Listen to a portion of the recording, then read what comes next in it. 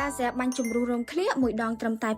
$5 5ថែម1 10ថែម3តាដាពីយូធីមានប្រម៉ូសិនពិសេសជូនបងប្អូនទាំងអស់គ្នាទៀតហើយគឺឡាเซียជំរុះរមឃ្លៀកបាញ់មួយដងត្រឹមតែ$5តែប៉ុណ្ណោះបើសិនជាបងជាវជាកញ្ចប់5ថែម1 10ថែម3សម្រាប់សេវាកម្មដើរសារាយសមុទ្រឃ្លៀកដែលជួយកាត់បន្ថយស្នាមក្រិនក្រើមកន្ទួលនៅខាងតាដាពីយូធីតម្លៃត្រឹមតែ$8តែប៉ុណ្ណោះចំពោះបងកំពុងតែមានបញ្ហាឃ្លៀកខ្មៅមិនសមិនម៉ត់ហើយថែមទាំងធំក្លិនគឺបងអាចទទួលសេវាកម្មម៉ាសាឃ្លៀកនៅខាងយើងបានតម្លៃនៅសល់ត្រឹមតែ$10តែប៉ុណ្ណោះសម្រាប់សេវាកម្មនេះមានតែ17 step សំខាន់ជូនបងប្អូនទាំងអស់គ្នាជួយធ្វើឲ្យឃ្លៀកសស្អាតតែម្ដងសេវាកម្មភៀលកាបូនខ្មៅដែលជួយធ្វើឲ្យស្បែកឃ្លៀកសម៉ត់រលោងតម្លៃនៅត្រឹមតែ$15តែប៉ុណ្ណោះអ្វីកាន់តែពិសេសគឺហាងដាដា Beauty ក៏មានប្រូម៉ូសិនទៅលើសេវាកម្មខាត់តដោះគោស្ងួតផងដែរតម្លៃនៅសល់ត្រឹមតែ